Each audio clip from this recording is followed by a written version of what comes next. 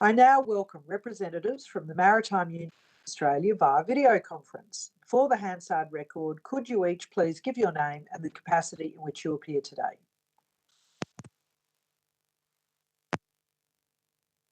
I'm Newlyn. I'm the Assistant National Secretary of the Maritime Union of Australia, and I'm coming in from the Narrandjeri land today, and I pay my respects to their elders past, present. This land was never ceded. Whereabouts is that, Mr. Newlyn? At the moment, I'm at a place called Wellington East, which is near Tailong Bend in South Australia, in the Coorong region. Perfect. Thank you. Please go ahead. Good morning, Senator. Thank you. It's Mich-Elle Myers. I'm a National Officer of the Maritime Union of Australia, Division of the Construction, Forestry, Maritime, Mining and Energy Union. I'm coming in from Gadigal land in Marrickville in Sydney. Thanks. Thank you. I invite you to make a brief opening statement before the committee asks questions. Do you wish to make an opening statement? Yes, thank you, Senator McDonald. Both Mich-Elle and I will make some opening statements. So I'd like to thank the committee for the opportunity to appear. The Maritime Union of Australia is a division of the 120,000 member Construction, Forestry, Maritime, Mining and Energy Union, and an affiliate of the 20 million member International Transport Workers Federation.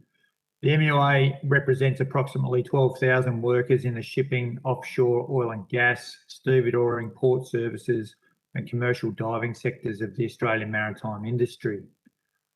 Most members work on the borders or in our ports, which was recognised by being included in early stages of the COVID-19 vaccination rollout.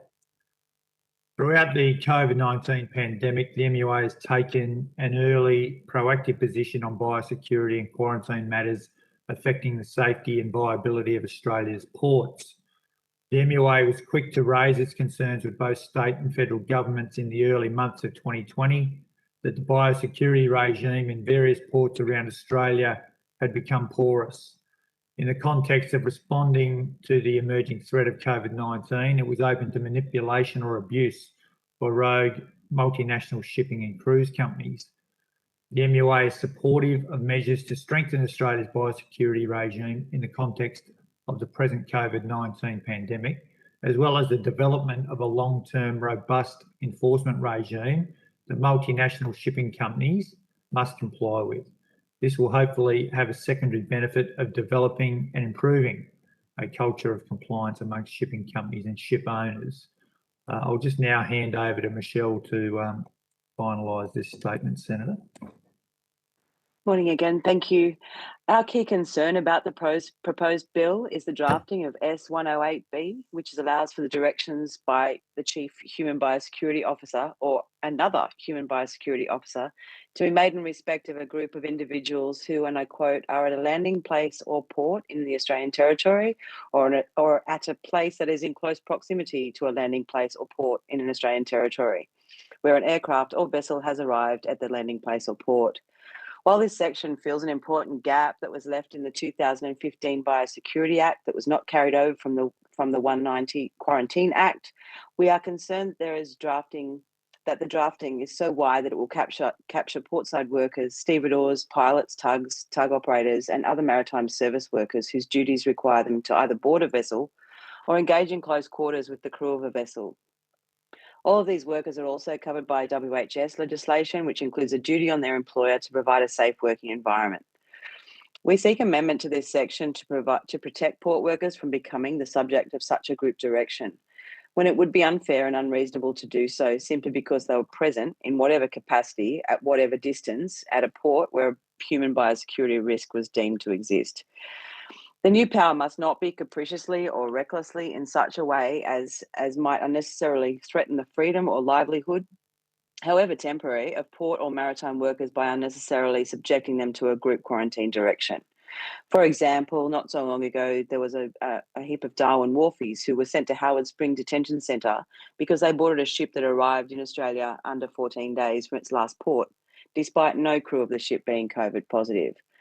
The group direction must also not prevent the immediate provision of medical care to international seafarers, in line with Australia's obligation as a signatory to the International Labour Organisation's Maritime Labour Convention 2006. These are set out in our submission. This means medical care of any kind, whether related to the human biosecurity concern prompting such a group direction or any other kind of necessary routine medical care.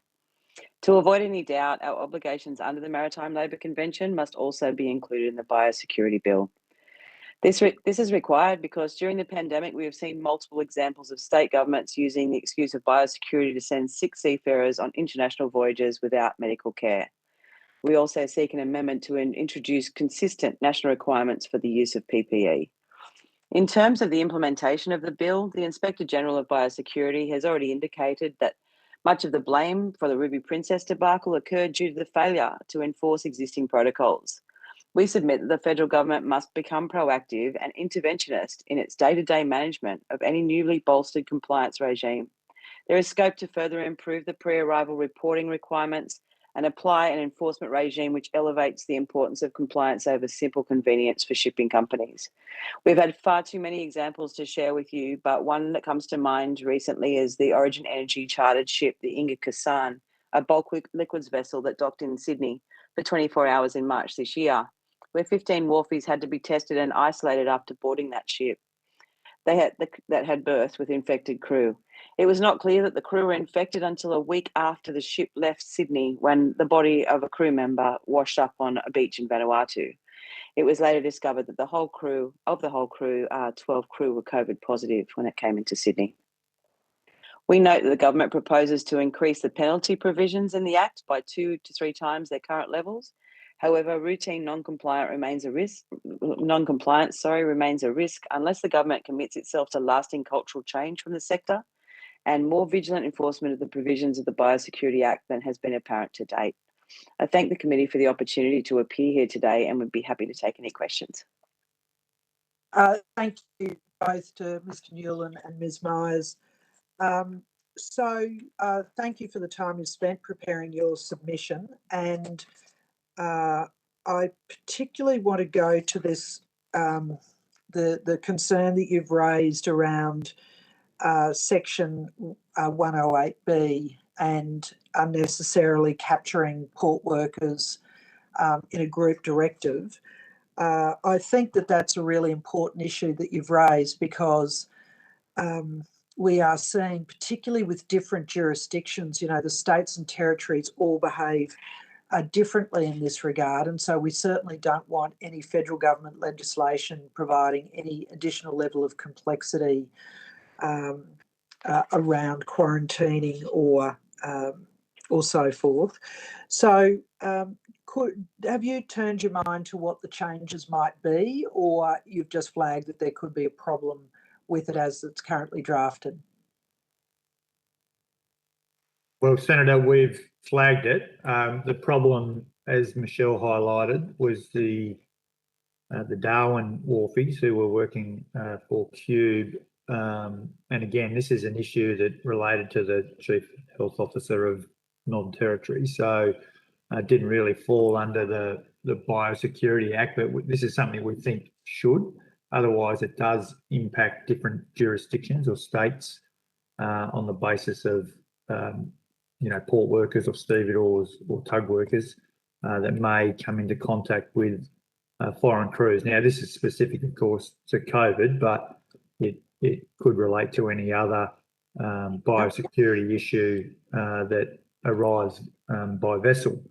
So we don't want to see stevedores in particular being, quarantined unnecessarily, as we found in Darwin. So we think that's an unintended consequence of how the bill is currently drafted and needs to be changed. And probably that the federal legislation has overriding power over the sort of state jurisdictions. We also have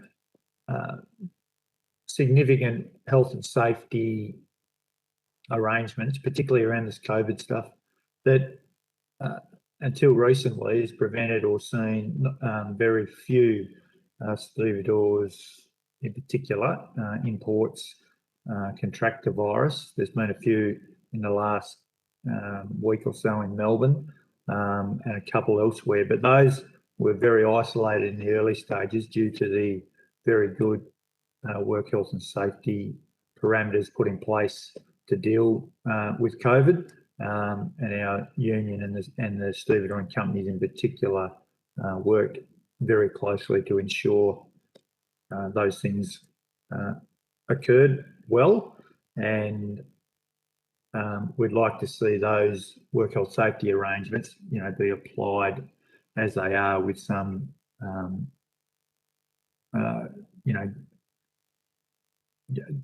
broad jurisdictional issues. So it's not different in every state. For instance, at the moment, in some ports they want you to wear gloves and gowns and things on board a vessel that are, dirty environments. You got to adjust your mask, all these sort of things where it becomes quite a cumbersome process to deal with. So there needs to be uniform measures across jurisdictions, really. I don't have an understanding of whether this legislation would override state and territory regulations or legislation. So we'll certainly flag that as something that needs to be considered. I mean, you've raised a good point about appropriate PPE in different requirements, and Ms. Myers, in your presentation opening statement, we referred to one ship that had no cases, and yet the workforce went into quarantine. And then you had the other example of the ship where the body was found at Vanuatu, where everybody had it. It's very difficult to know which ones are going to be the infected ship and which ones won't. And it's as you say, providing a safe workplace for your members. It's you don't know in advance which ones you should be more careful of, and that's very difficult. Can I ask, and I don't ask this to be political, but do you have a view on vaccinations for people who are working on the front line in these, more biosecurity sensitive areas like ports? We think, look, we're not anti-vax by any means, and we've been encouraging our members to be vaccinated. However, we believe there's choice. But also in our submission, you'll note under the Maritime Labour Convention, we talked about the treatment of foreign seafarers as well. It's sort of our view that foreign seafarers that come into this port, particularly those within the 14-day period from a international or another country, should be tested, whether it's a rapid antigen test or the full PCR test, and then work commences following a negative result. And those who have COVID should be provided the best medical care that we can give them. We've also called for, and it has been implemented in some states, I know Queensland, that seafarers that do regularly trade to Australia are being given the vaccine, which we think would be, the front line. They're the gate. This is the gateway. Ports are the gateway to Australia, and unfortunately, foreign ships are the predominant vessels that come into Australia, and it's very difficult to, of course, monitor those vessels, where they've been, in what other countries, the level of sort of COVID in those countries of origin, and when they were last there, or whether those seafarers were able to go ashore. So they're the first line. So in some aspects, our members are at the front line of it. But as I indicated, Senator, we do have very good protocols in place to deal with that, to make sure our members aren't infected. And to date, I don't think there has been any ship-to-shore transmission. Every other transmission has been via community transmission in Australia, not via ship-to-shore. But notwithstanding that, we still believe that foreign seafarers should be afforded the right to be vaccinated and have medical care if they are shown to have or come back with a positive test for COVID. And if I could, Senator, in addition to that, one of the biggest problems that we've seen is the inconsistency of the treatment of foreign ships, whereas some states test some states test before the ship, even comes into the port. They send out medical people to get onto the ship before it arrives in the port. That sort of inconsistency is where it's created like a lot of problems. And also, as Jamie said, we need to. I believe as a country, it's our responsibility to make sure those foreign seafarers have the opportunity to get a vaccination, because they've been stuck on some of those ships because of COVID up to 2 years. If they don't get a vaccination in the country that they're in the port of working, they'll never get home. So I think it's a humanitarian responsibility to make sure that it's an important issue for our government. All right, Senator Sterle, do you have questions? It should surprise you, Chair, but yep. Look, I do. Thanks, Chair. And Mich-Elle, thank you and Jamie for that. But I want to just, do you have the actual steps? I think, when you talked about the situation at the Port of Darwin, and Chair, you and I were in estimates when that call came through to me from Assistant Secretary Evans. And I think it's important if the MUA are able to lay on the table the actual scenario that went through, because when we just hear the stevedores were sent off for 14 days, Chair, I'll go as far as saying it was an absolute circus in the Northern Territory on the information I got. I was bitterly disappointed that the advice coming from the medical officer rather than the government, and this will get me in a pickle in some states, and I really don't care. I mean, it was out of control. So, Mich-Elle or Jamie, can you walk us through where the ship was sent down to Karratha or Dampier? And I don't recall it all, but it just gets worse the more. And I want people to hear it. I want it on the record, because this is why I want to lead to my next question about where do we go from here in terms of states or feds. Anyway. Okay, I'll try to capture it without taking it on notice. But it was a few months ago, Senator, so forgive any gaps in the process, but we know a vessel arrived in Darwin within a short period of time from Southeast Asia, and obviously that's Darwin is the closest Australian capital to Southeast Asia and Indonesia.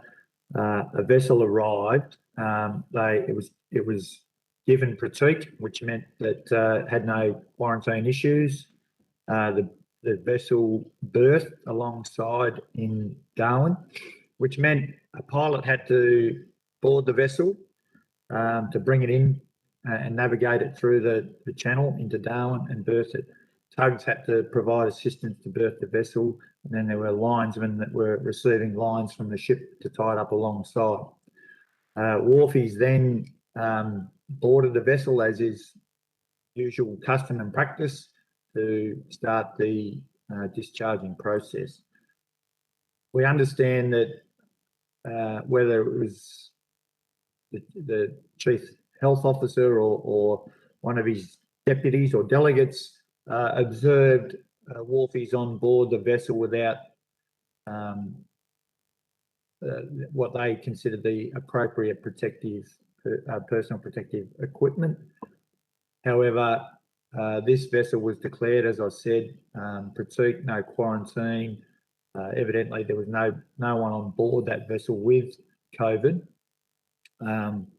But because the wharfies were seen to not have face masks and gowns and other equipment that you would see in probably a hospital, not on board a vessel, they were subsequently removed. The whole ship's panel or gang and sent immediately to Howard Springs quarantine facility for 14 days. They weren't given any opportunity to get packed clothes or do anything, just off they went.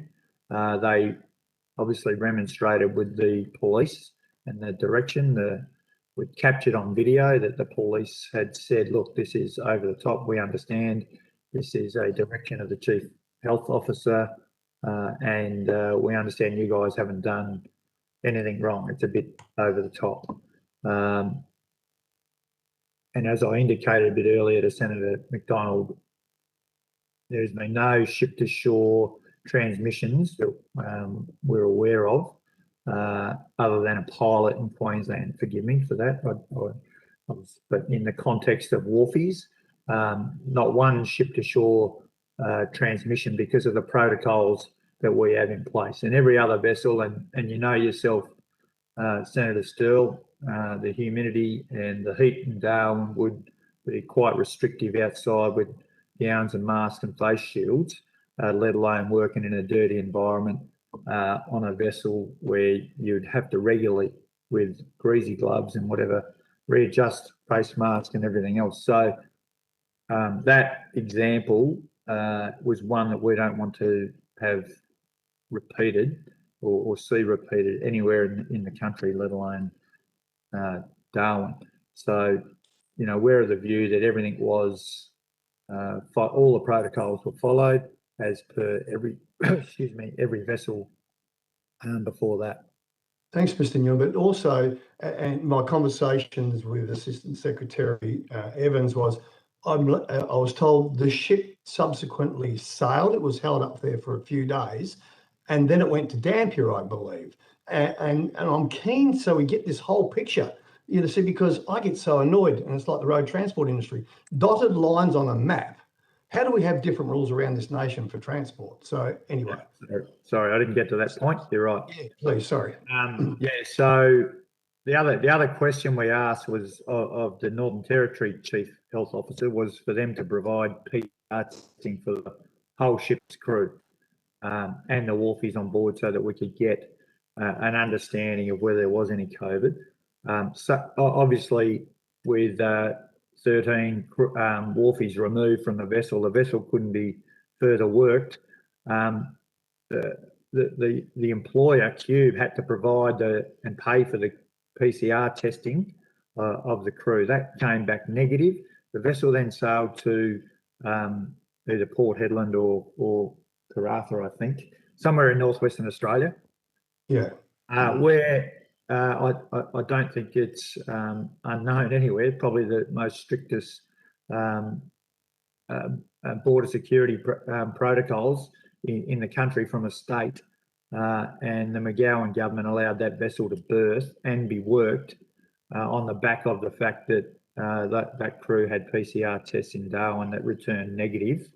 The vessel was worked by Cube employees in northwestern Australia and without problem, and then returned to Darwin for the remainder of its cargo to be loaded or discharged.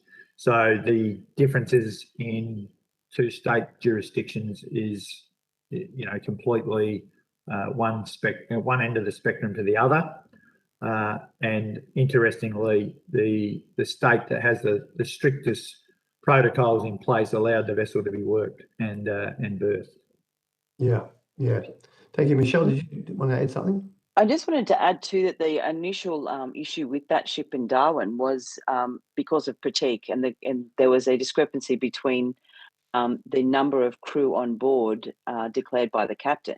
So that's one of the big issues, and an issue that was highlighted by the Ruby Princess was that, you know, the captain is in charge of telling the port that it's coming into that everything's fine on board. This is how many crew, if anyone's sick, and that sort of thing, to allow the vessel to berth into a port. And the initial issue with that ship in Darwin was that the numbers between what the captain declared and the number of crew on board was different. You know, so all of this came from that, exactly. You know, and that's if we're not going to ensure that these and this bill does strengthen fatigue, if we're not ensuring that the protocol for a ship coming into a port is exactly the same and strong around the country, then we're going to continue to have these issues. I think that's what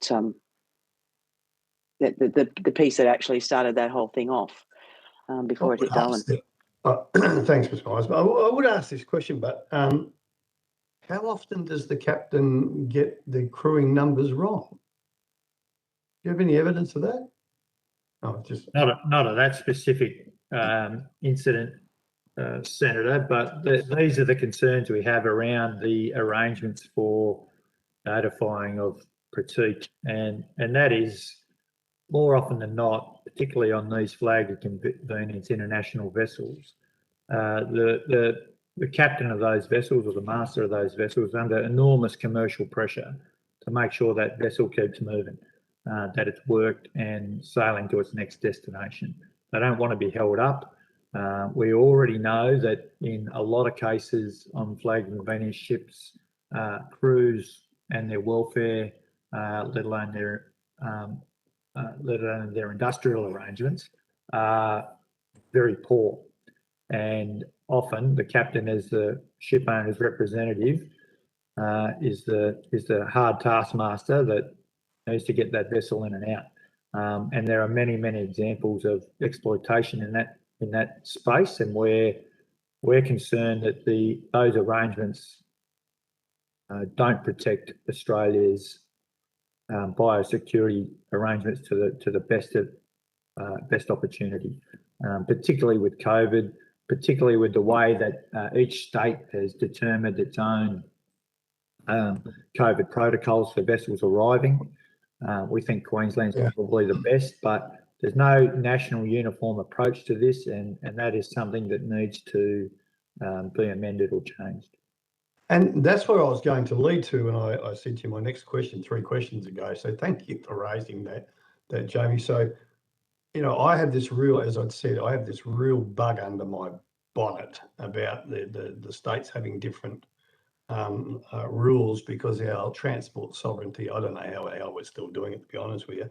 But what does this bill need to do to actually ensure, because I have a view, Chair, and it's my view, that there needs to be national rules. As we know very clearly, biosecurity is under the Department of Agriculture nationally. And we saw the Ruby Princess, all the hand passing and all that sort of stuff. So what does this bill need to do to ensure that the national standard is the standard? And can that be done? Well, I guess it can be done if it's legislated that way, and the Commonwealth has overriding powers in particular around biosecurity. It's a federal legislation, so we think there are opportunities to amend it so that, in particular, around for an example, the 14-day rule. You know, like if the vessel has been at sea for 14 days, that sort of is equal to the amount of time that a person coming in, say by air, would have to quarantine in Howard Springs or anywhere else, provided there was no COVID on board a vessel. Now that is completely, it's completely up to each state to determine whether they'll let a vessel in within the 14-day period. Some states, they're far more stricter than others, and they rely heavily, other states just rely heavily on the captain's advice and critique declaration. So we think if some of those areas could be looked at, and depending, I mean, we're talking about COVID in this instance, but if it was some other biosecurity matter, then we'd still need the same protocols in place to deal with whatever that is. So whether it's PCR testing of the whole crew, for instance, if a vessel comes in within the 14-day equivalent quarantine period, either being at sea from its last port, and if it does, and for the economic sovereignty of the country, I guess vessels need to keep moving, but we also need to make sure that there's not a massive outbreak of some disease that threatens the national economy, and ports being the largest contributor to the economy by goods coming in and out, need to have the highest protocols in place that I think can only be managed by the Commonwealth in that state, despite the fact that ports are operated either by the states or private ownership, but still administered by the states. So I think, does that answer your question, Senator? Yeah, look, it does. It does. Thanks, Mr. Newlyn. But I'll go back and I'll wrap this up here, Chair, because I know we'd have to move on. But of course, most of our conversation is structured around freight at the moment, but we do know that the cruises will eventually start up again. And I myself personally, I find it amazing that people buying cruises all around the world now. They can't wait to get on those floating petri dishes. But anyway, let alone the poor crew. And we've seen what happened at the Illawarra. But anyway, how would this bill, or what would this bill need to do or to improve to make sure, because the journey times from Southeast Asia and the islands, I mean, the islands pretty clear, but Southeast Asia down to our ports is not 14 days, I'm led to believe, as we frog hop around Darwin and top of Queensland. How would this bill expose or be exposed if we don't do this properly around the passenger movements? That's a very good question.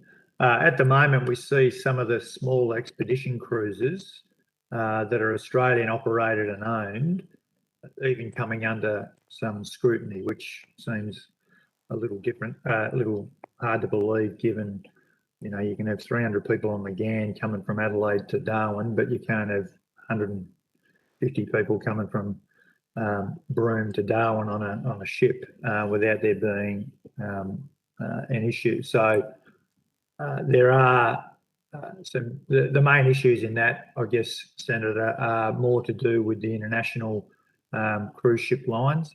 And when you talk of vessels the size of the Ruby Princess with 2,000 or 3,000 passengers, that's where the higher risk comes into it, I think.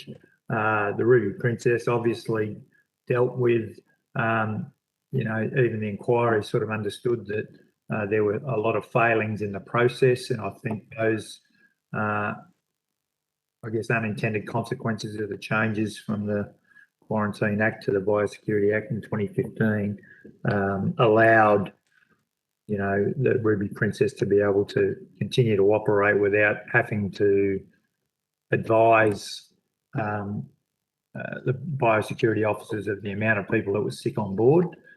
So we would need to strengthen that. We'd need to strengthen the fines and penalties to these ship owners that seek to flout the law just because they want a commercial gain. Now, I understand plenty of Australians love a cruise, but it shouldn't come at the risk of a biosecurity threat to Australia, or in the name of profit for some big international cruise shipping company. Mr. Newlyn, thank you very much, Ms. Myers. Thank you. I know, Chair, I can feel the vibe. So thank you so much, and hopefully when COVID's down, we'll all catch up, hopefully before the end of the year. Thank you. Thank you. Thank you for your time spent preparing your submission and preparing for today. Please go with the committee's thanks. Thanks very much. Thank you, Chair.